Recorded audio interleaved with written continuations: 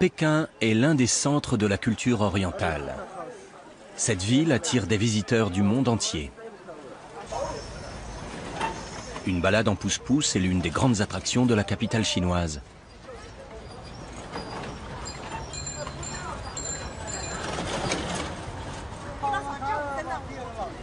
Sorina Kiritz est roumaine. La culture chinoise la passionne. Roumanie dérive de l'adjectif latin Romanus, qui veut dire romain. Et on est fiers d'être des descendants de l'Empire romain.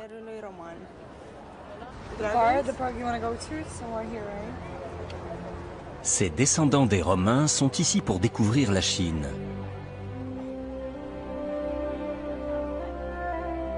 Mais ils sont loin d'être les premiers à le faire.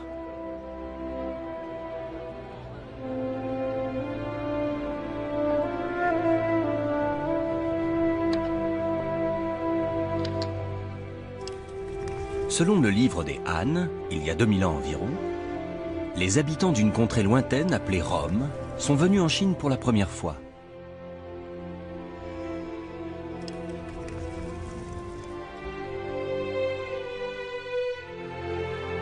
Les Romains ont réussi à aller jusqu'en Chine.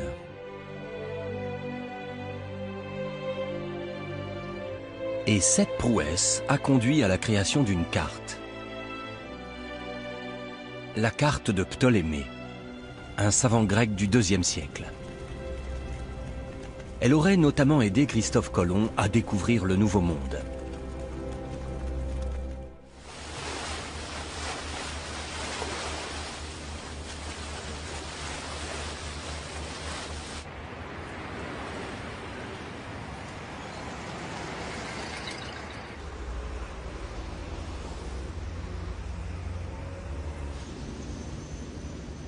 Ce sont les embouteillages du matin à Alexandrie. Landa Ahmed a obtenu son diplôme d'université l'année dernière et décroché son premier travail cette année.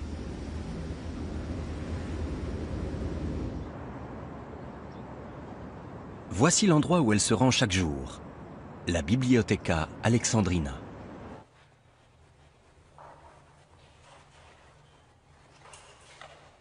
Elle a été construite à l'emplacement de l'ancienne bibliothèque, qui a fait la renommée d'Alexandrie dans l'Antiquité. Elle attire de nombreux visiteurs.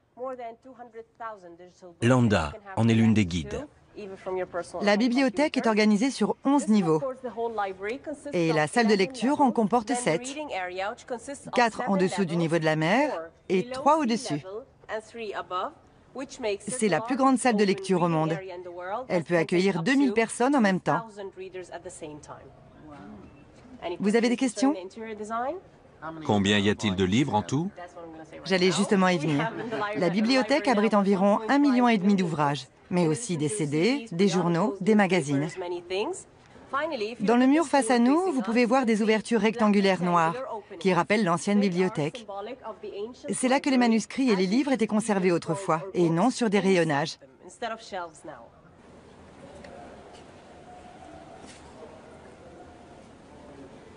La bibliothèque d'origine a été restaurée. Des gens du monde entier viennent la visiter. C'est un grand honneur pour moi de pouvoir travailler à la Bibliotheca Alexandrina.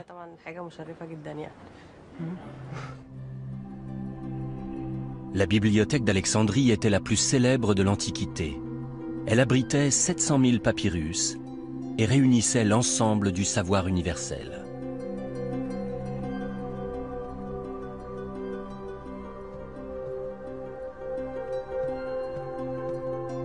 Ptolémée, son administrateur, entreprend de cartographier le monde.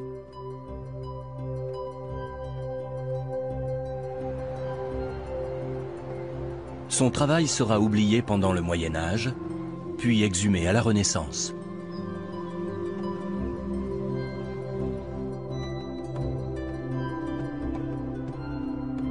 Les cartes de Ptolémée sont conservées ici.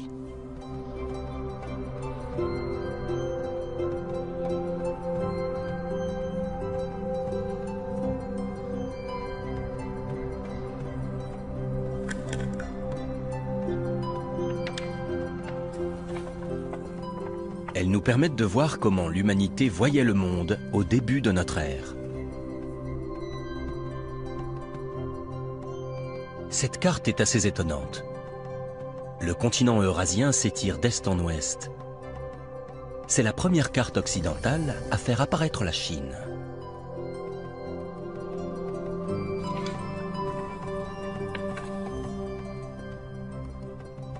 Ptolémée dresse également 26 cartes régionales.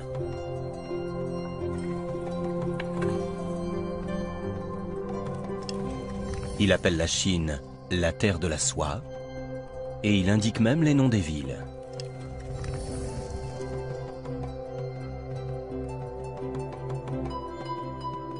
C'est la carte la plus aboutie de l'Antiquité.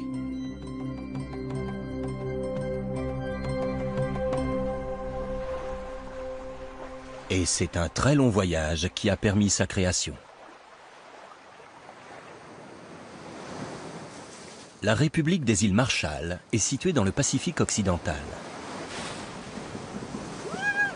Ce pays est un archipel d'environ 1500 îles et îlots, reliés par un unique moyen de transport, le canoë.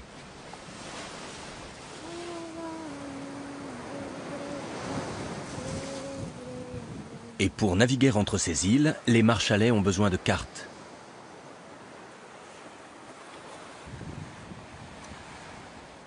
Ce grand-père est en train de confectionner une carte traditionnelle pour son petit-fils. Un art transmis de génération en génération. Ces cartes leur ont permis de diffuser leurs connaissances en matière de routes maritimes.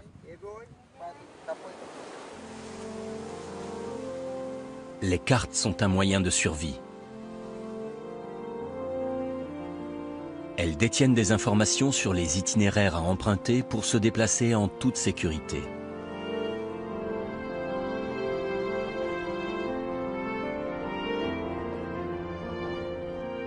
Les hommes dressent des cartes depuis beaucoup plus longtemps qu'ils n'écrivent. Une carte très ancienne a été mise au jour en Navarre en 1993.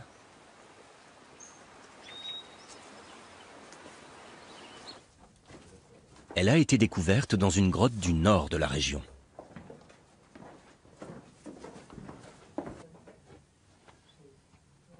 La grotte d'Abauns fait 49 mètres de profondeur et remonte au Paléolithique, soit environ 14 000 ans.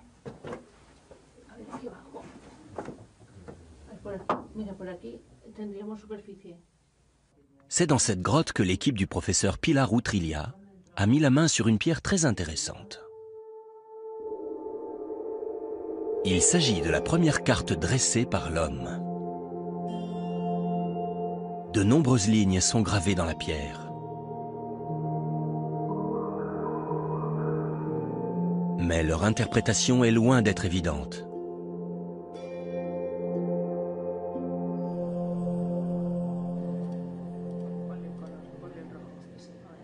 Pilar Utrilla et son équipe ont mené de longues recherches pour les déchiffrer. Ici, c'est la pupille de l'animal qui a été gravée. Et là, on dirait que c'est une indication de direction. Les chercheurs ont réussi à restaurer les dessins figurant sur la carte.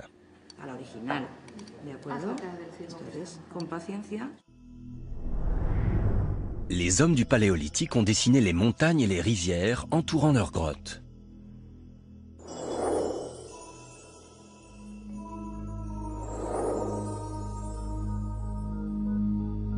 Ils ont reporté l'emplacement des marécages pour réduire les risques de noyade. Ils ont utilisé des dessins d'animaux pour signaler les lieux où aller chasser.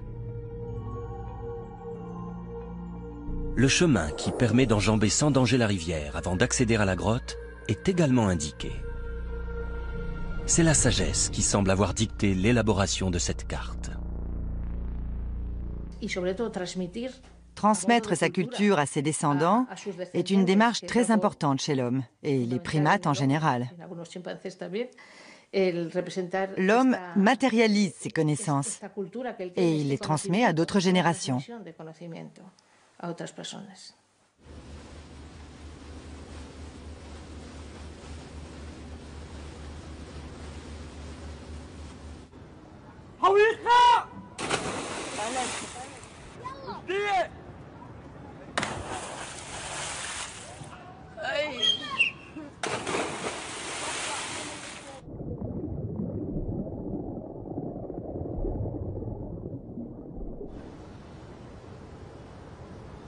Le fleuve Euphrate est un des berceaux de la civilisation. Son bassin a permis à de nombreux peuples de Mésopotamie de prospérer.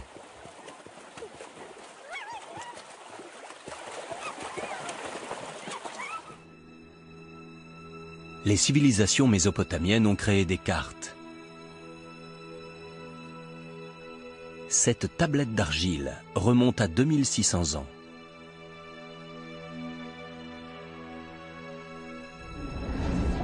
Il s'agit d'une carte plate et circulaire. Les Mésopotamiens représentent le monde sous la forme d'un disque entouré d'eau.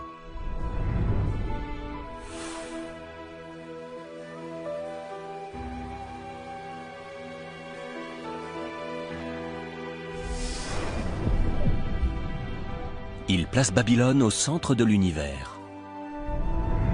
La ville est traversée par l'Euphrate et semble contrôler l'essentiel, l'eau.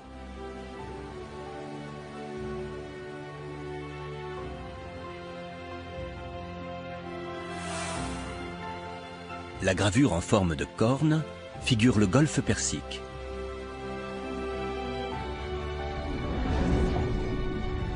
Huit petits cercles représentent les cités conquises.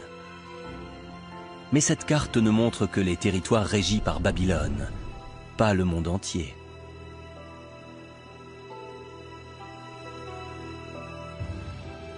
Chaque civilisation a sa propre représentation du monde.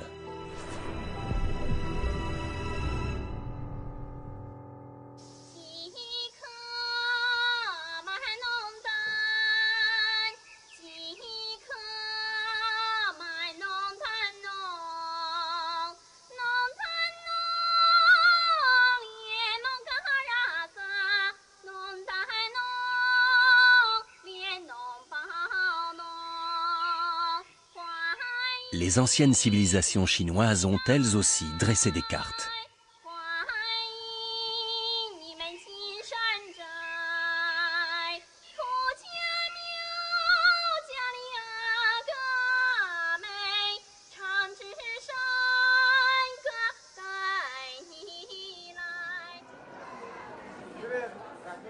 À Hunan, des fouilles ont permis de faire une découverte capitale au début des années 1970. Les tombes de la famille du Premier ministre, vieilles de 2200 ans. Les archéologues ont notamment mis au jour le corps momifié de cette femme.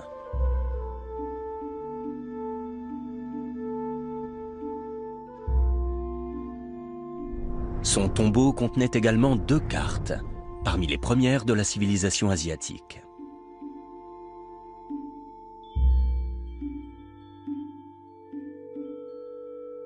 La première, une carte topographique, fournit différentes informations et notamment l'emplacement de 30 cours d'eau. Un carré indique le bureau du gouvernement. Les ronds signalent les villages. Il s'agit d'une carte à l'échelle.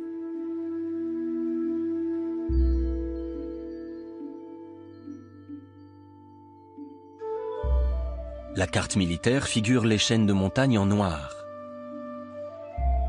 et les rivières et les lacs en bleu.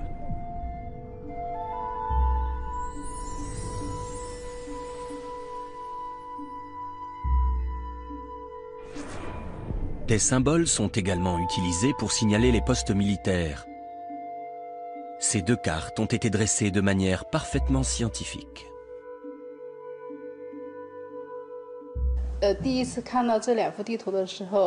Quand j'ai découvert ces 2 cartes, j'ai été très surprise. Elles ont été dressées il y a plus de 2000 ans et elles sont très précises. Dessiner à l'échelle nécessite des compétences inimaginables pour l'époque. À moins de procéder à des mesures très détaillées, on ne peut pas tracer de cartes aussi précises. C'est une réalisation remarquable pour l'époque.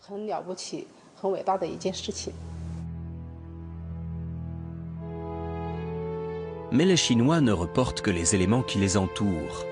Ils n'ont aucune idée de la morphologie du reste du monde.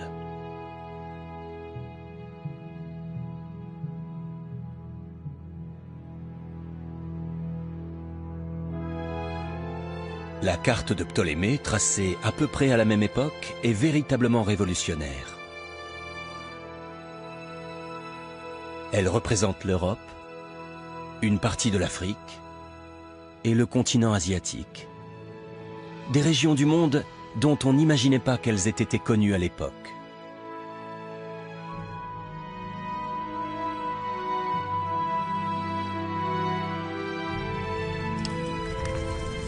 Cette carte est née à Alexandrie.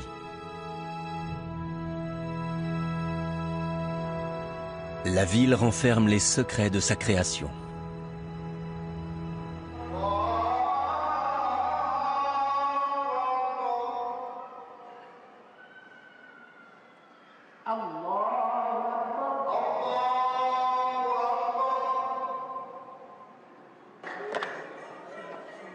Alexandrie est la deuxième ville d'Égypte.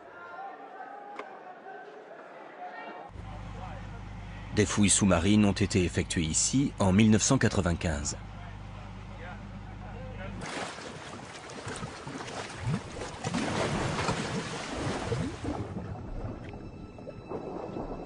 Il y a 1700 ans, un tremblement de terre a englouti une partie d'Alexandrie.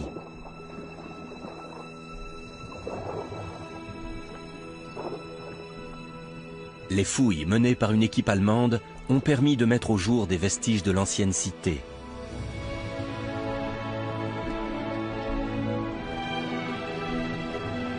Et notamment les ruines d'un palais.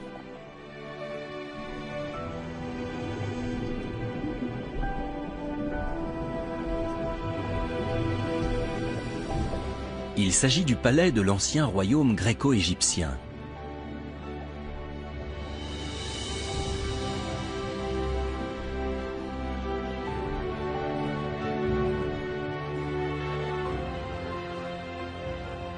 Après la conquête de l'Égypte par Alexandre le Grand, Alexandrie devient la capitale de son royaume.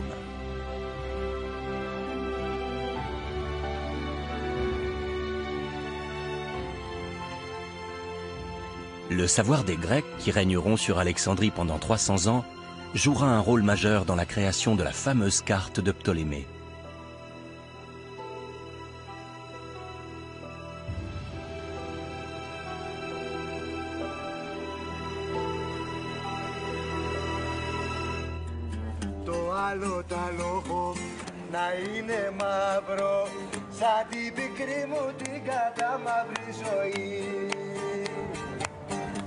Ένα όμορφο αμάξι με δυο άλογα. Να μου φέρετε τα μάτια μου σαν γλύσω, το ντουνιά με τα στραβά και τα παραλόγα. Καβαλάρης μια φορά να σε ριανίσω. La mer Égée a depuis toujours assuré la subsistance des Grecs. J'aime la mer plus que tout.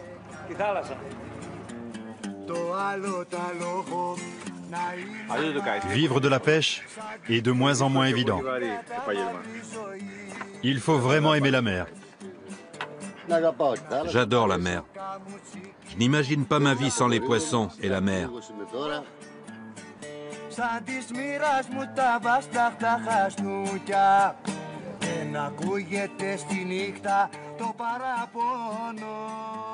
Les Grecs sont les premiers Européens à développer une civilisation au bord de la mer.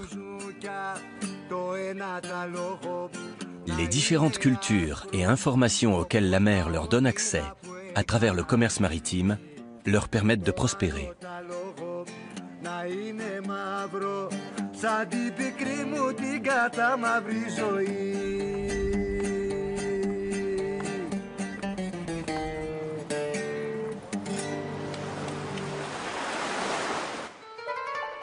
À bord de leur bateau, les Grecs partent à la découverte de pays lointains.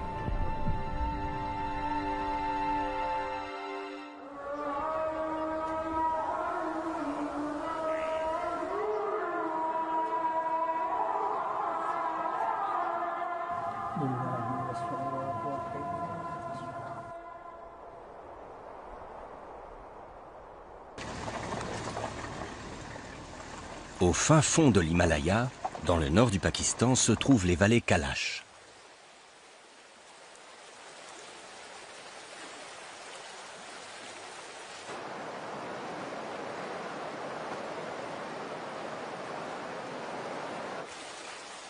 Ce sont les seuls habitants non musulmans du Pakistan.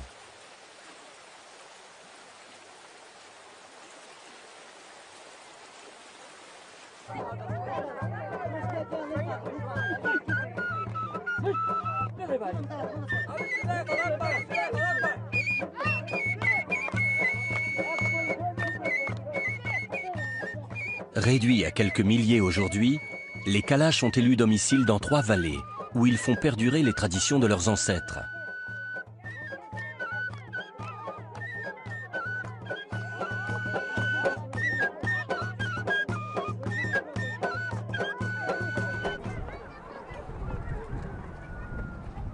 Chaque année au printemps, les hommes se rendent au temple du village pour faire une offrande.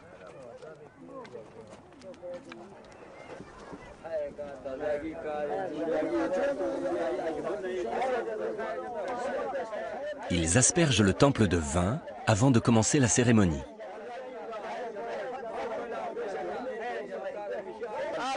Dieu, protégez les femmes et les enfants Kailash.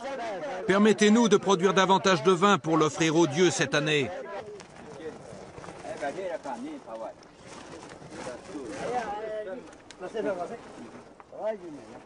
Le temps fort de la cérémonie est l'offrande d'une chèvre vivante en guise de sacrifice.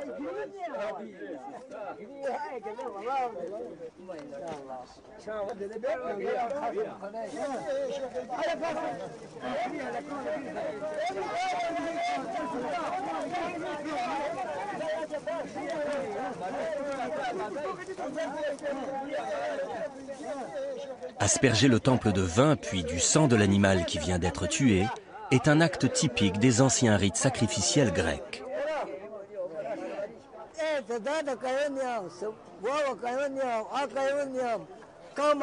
Nous sommes les descendants d'Alexandre le Grand.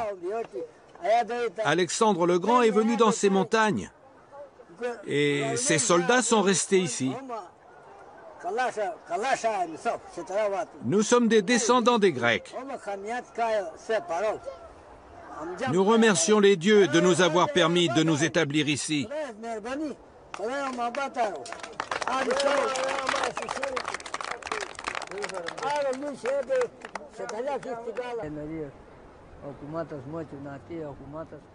Ce peuple témoigne de l'impact qu'a eu Alexandre le Grand en Orient.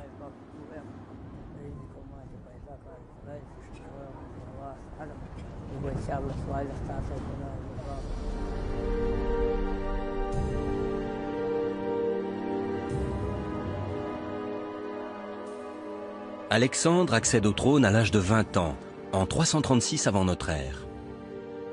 Il bâtit un vaste empire qui englobe la Grèce, la Perse et l'Asie mineure. Ces grandes expéditions permettent aux Grecs d'élargir leurs horizons. Milète, sur la côte ouest de l'actuelle Turquie, était l'une des villes coloniales grecques les plus prospères. Cette cité portuaire réunissait un grand nombre de marchandises, d'informations et de savoirs de différents pays. Elle devint rapidement un grand centre intellectuel.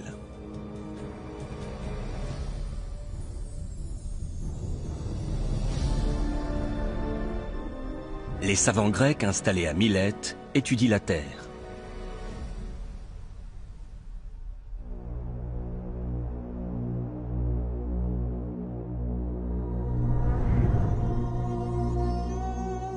Le mathématicien Pythagore mène différents travaux qui lui permettent d'avancer que la Terre est ronde.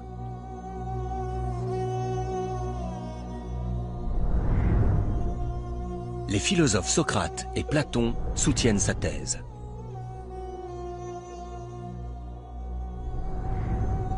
Aristote est convaincu que la Terre est sphérique depuis qu'il a vu l'ombre de la Terre pendant une éclipse.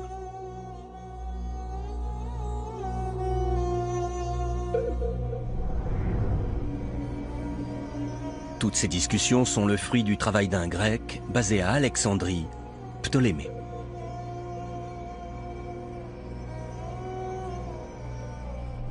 Ptolémée est l'auteur d'une carte du monde qui résume toutes les informations dont disposent les Grecs sur la Terre.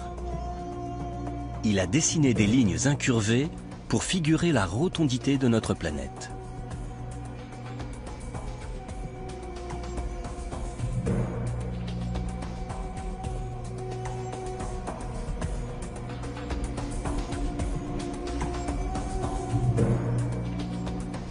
Ptolémée utilise la longitude et la latitude pour reporter mathématiquement les emplacements.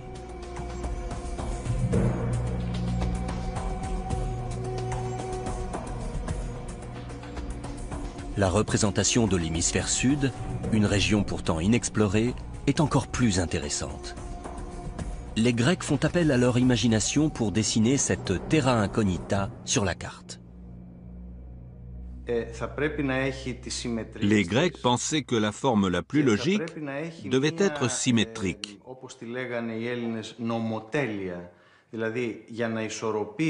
Ils avaient besoin de quelque chose pour équilibrer la Terre et la rendre parfaite. Comme il y avait des terres dans l'hémisphère nord, il se disait qu'il devait aussi y avoir des terres dans l'hémisphère sud. La dynastie grecque d'Égypte prend fin après 300 ans de règne. Alexandrie est intégrée à l'Empire romain en 30 avant Jésus-Christ. Une nouvelle ère commence.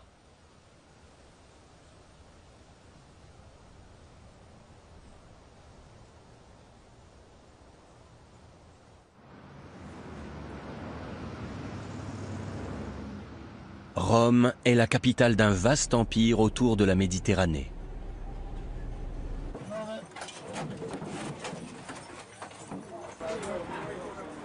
De nos jours, la capitale italienne organise chaque année en avril une fête, célébrant l'âge d'or de l'Empire romain.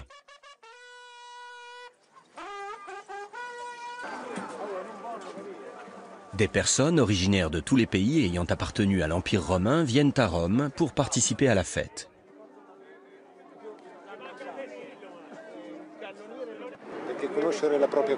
On est ici pour se souvenir de notre culture en tant que descendants de l'Empire romain. Cet événement est important pour le présent et pour l'avenir. Il ne faut pas oublier notre histoire.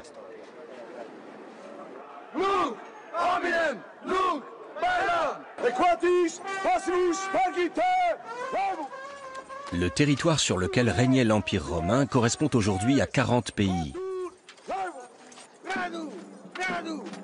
Rome réussit à bâtir un vaste empire grâce à sa force militaire.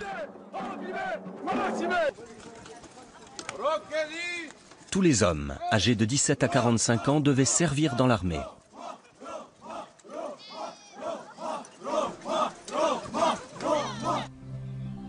Quand il n'y avait pas de guerre, les soldats étaient mobilisés pour des travaux publics, comme l'approvisionnement en eau et la construction de routes.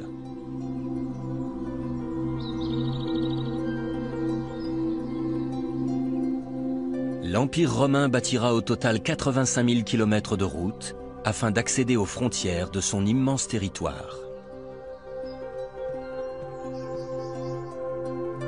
La seule carte de l'Empire romain est conservée à la Bibliothèque nationale d'Autriche. Elle s'appelle la table de Peutinger et doit son nom à son auteur, un humaniste allemand. Elle est tellement précieuse qu'elle a été inscrite sur la liste du patrimoine mondial et sa consultation est strictement limitée.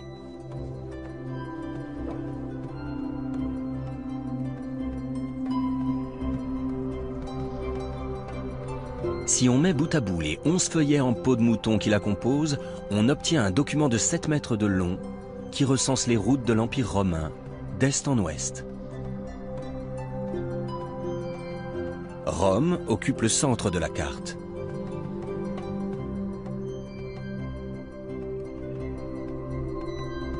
À l'ouest, on voit l'Europe et l'océan Atlantique. À l'est, l'Inde et le Sri Lanka.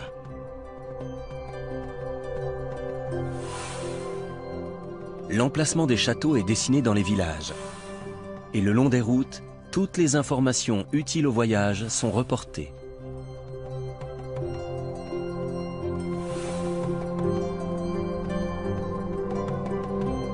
On trouve également les distances entre les villages.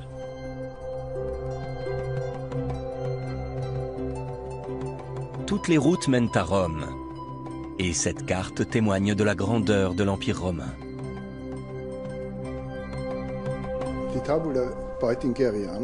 Cette table montre les régions sur lesquelles l'Empire romain exerçait son influence.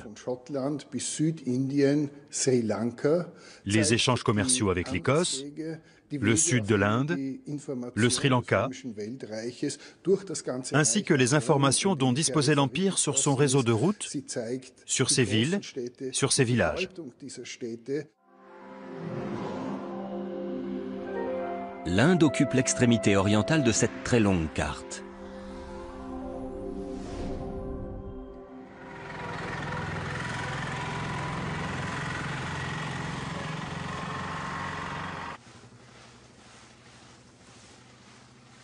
Si les marchands romains venaient jusqu'en Inde, c'était pour son poivre. Le poivre est à l'époque aussi précieux que l'or. Cette encyclopédie montre à quel point il est prisé. Pline l'Ancien déplore que le poivre importé d'Inde soit vendu 100 fois plus cher que son prix initial.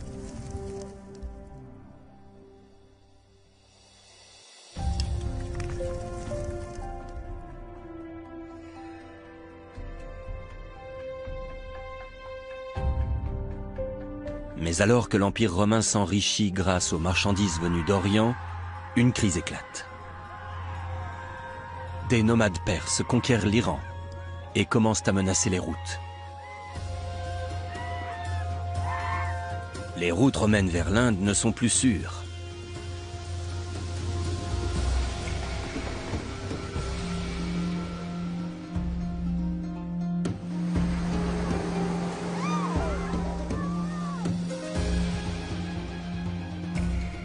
L'Empire ne peut plus importer de marchandises.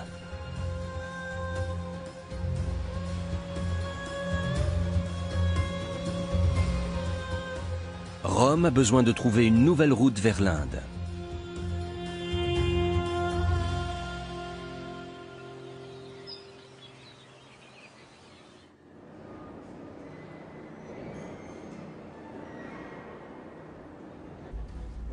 Hippalus, un marin grec d'Alexandrie, découvre une route maritime vers l'Inde. Il livre ce secret dans un ouvrage conservé à l'université de Heidelberg en Allemagne.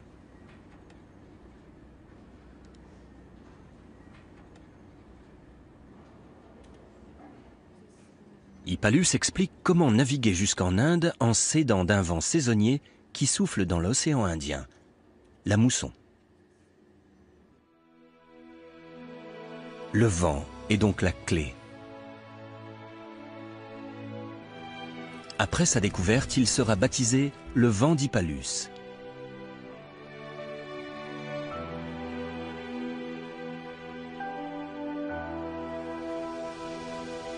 En s'aidant de la mousson, il est possible de naviguer depuis l'embouchure de la mer Rouge jusqu'au littoral sud-ouest de l'Inde en seulement 40 jours.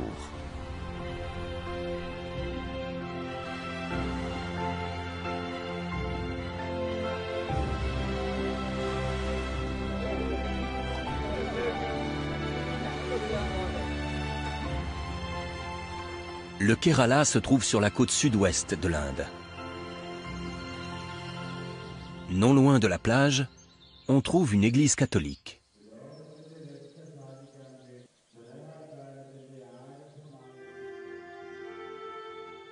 Les habitants du Kerala pensent que l'histoire de la religion catholique en Inde a commencé précisément ici, dans cette église.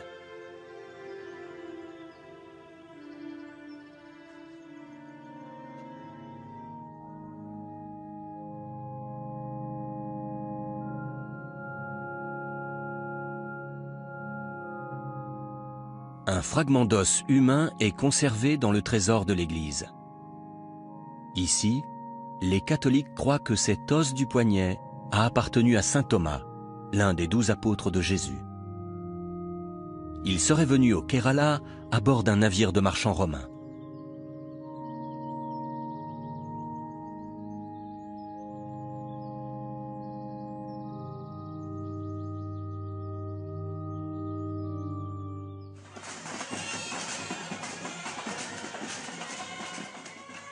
Le Kerala organise de grandes fêtes pour célébrer les saints catholiques.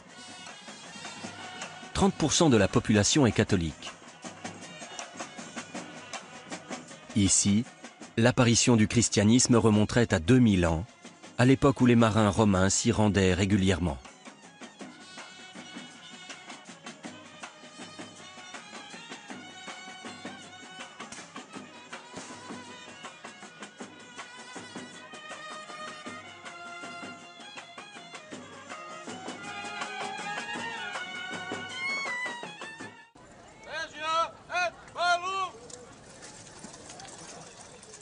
Rome renoue des relations commerciales avec l'Orient en ouvrant cette voie maritime, et l'Empire est de nouveau florissant.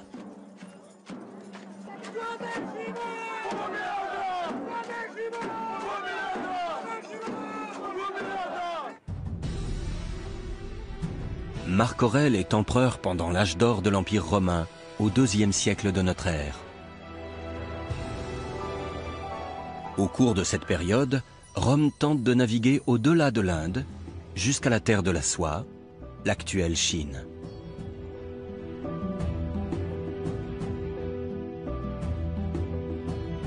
Mais la mer pose problème.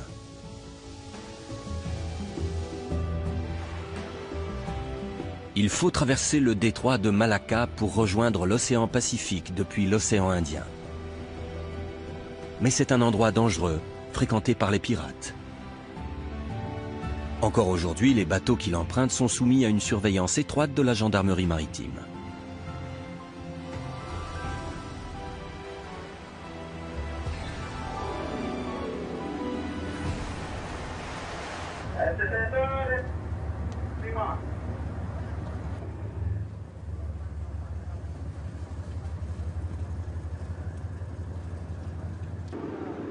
Dégage le pont.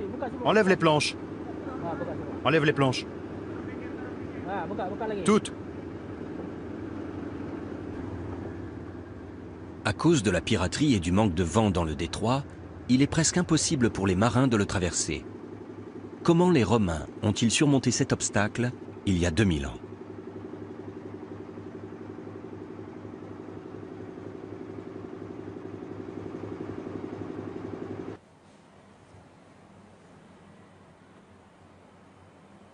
La réponse se trouve sur la carte de Ptolémée.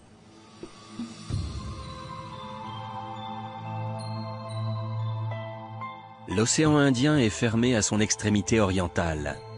Et c'est là le secret de cette ancienne route maritime. Les historiens pensent aujourd'hui que cette route passait par l'isthme de Kra.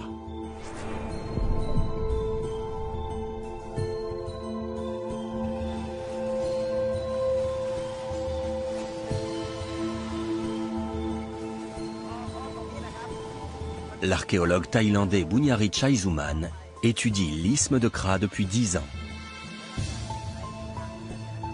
Cet isthme correspond à la partie la plus étroite de la péninsule malaise.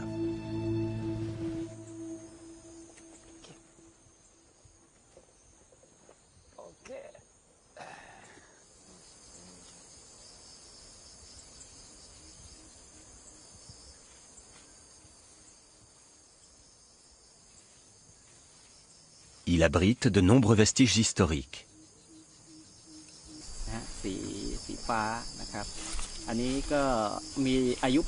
Cette perle en verre a environ 2000 ans.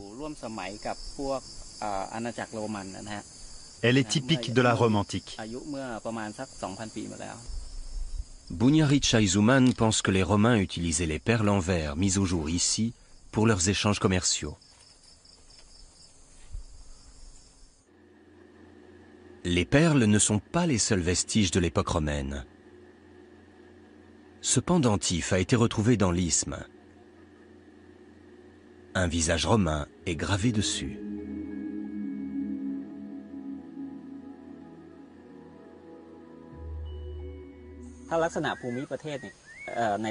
Les Romains ont choisi la route terrestre qui coupe à travers la péninsule. L'isthme de Kra, qui est situé entre l'océan Indien et le golfe de Thaïlande, fait environ 40 km. Cette route partait de l'océan Indien, traversait le sud-est asiatique et est remontée jusqu'en Chine.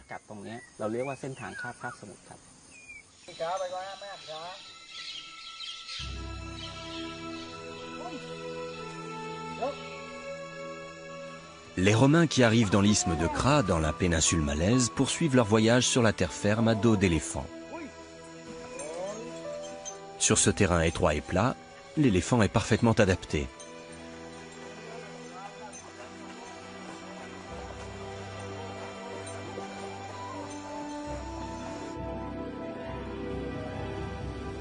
Les Romains qui doivent quitter leur bateau en arrivant dans la péninsule malaise pensent que l'océan Indien s'arrête ici.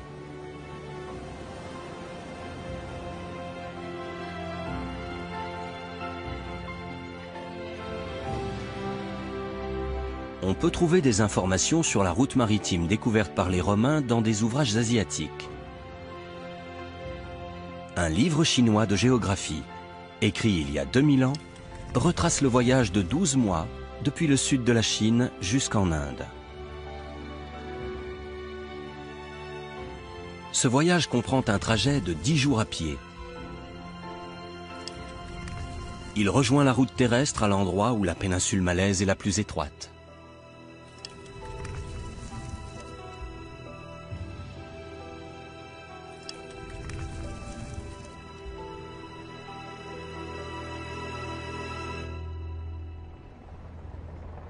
Le Vietnam est le premier pays que l'on découvre après avoir traversé la péninsule malaise et atteint l'océan Pacifique. Il est situé sur la route vers la Chine. Les villes côtières vietnamiennes joueront pendant longtemps un rôle crucial dans le commerce maritime. Ce site archéologique du royaume de Funan est une ancienne cité maritime prospère du sud du Vietnam. Le Funan s'est enrichi grâce à sa position stratégique dans la région.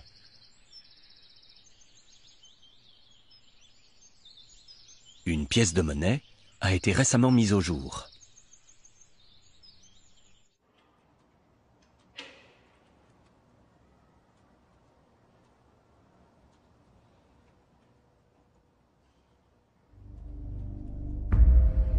Le visage de l'empereur romain Marc Aurèle est gravé dessus.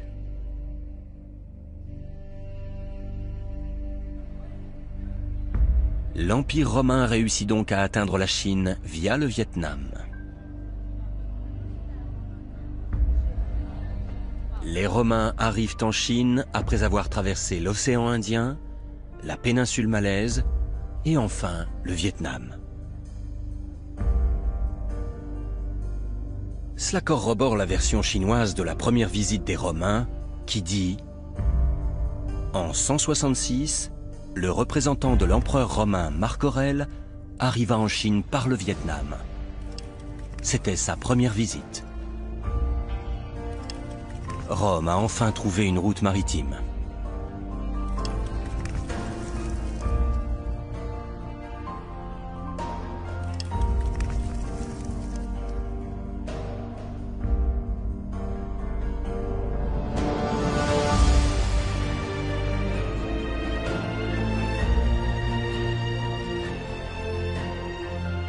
Quand le représentant romain rentre à Alexandrie, Ptolémée, le directeur de la bibliothèque, se met à dessiner sa fameuse carte du monde.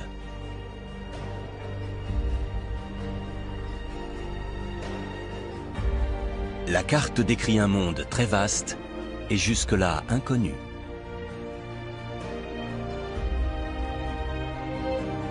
Au bout du continent eurasien, la Chine est représentée pour la première fois.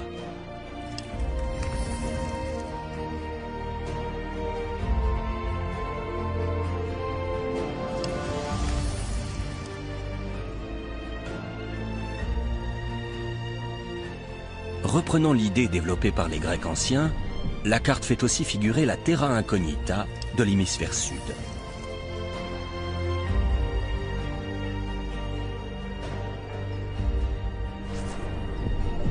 La péninsule malaise est représentée, faisant de l'océan Indien un océan fermé.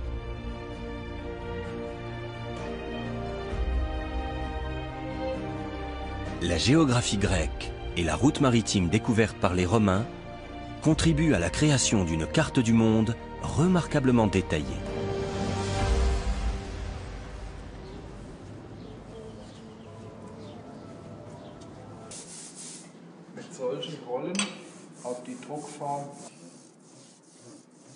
La carte de Ptolémée tombera dans l'oubli après la chute de l'Empire romain.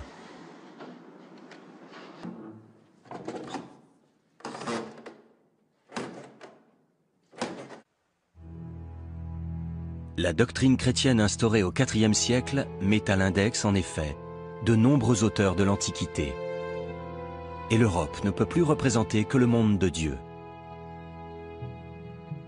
Il faudra attendre le début de la Renaissance pour que la carte de Ptolémée soit enfin exhumée.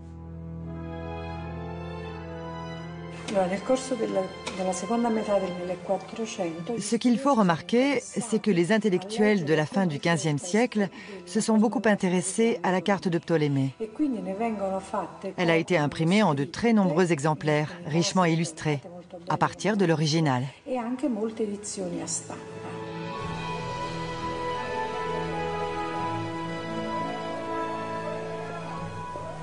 La redécouverte de cette carte révolutionnaire suscite un véritable engouement en Europe. Pendant la Renaissance, l'œuvre de Ptolémée est le deuxième ouvrage le plus publié après la Bible.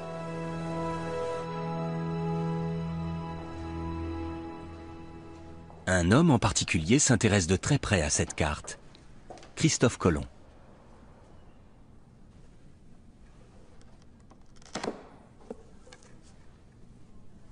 Il a toujours sur lui un livre dont il ne se sépare jamais.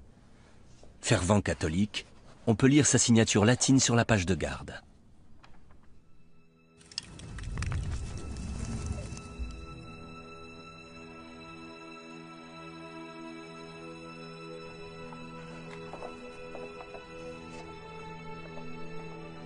Ce livre renferme la carte du monde de Ptolémée.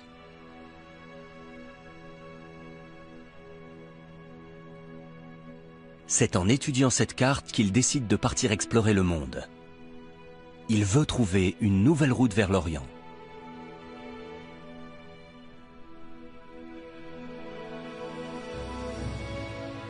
La carte convainc Christophe Colomb que la Terre est ronde. En naviguant vers l'ouest, il pourra atteindre l'Asie.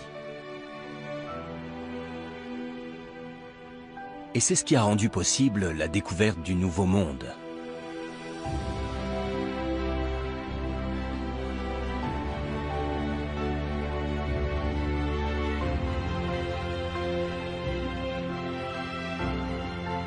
En 2001, la Bibliothèque du Congrès à Washington a déboursé 10 millions de dollars pour faire l'acquisition d'une carte.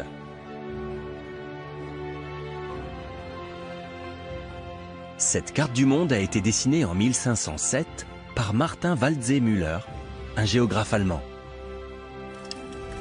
Elle est considérée comme l'acte de naissance de l'Amérique, car elle est la première à mentionner le nom America.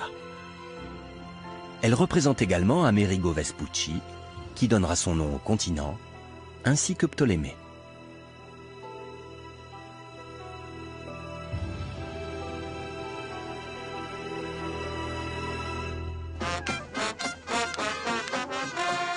Chaque année en octobre, les États-Unis célèbrent le Columbus Day, qui marque l'anniversaire de la découverte de l'Amérique par Christophe Colomb. Une histoire qui a commencé grâce à une carte, dessinée il y a 2000 ans. Les cartes sont la mémoire des civilisations. Celle de Ptolémée renfermait des informations remontant à la Grèce antique. Et 13 siècles plus tard, elle a permis d'ouvrir un autre chapitre de l'histoire, avec la découverte du Nouveau Monde.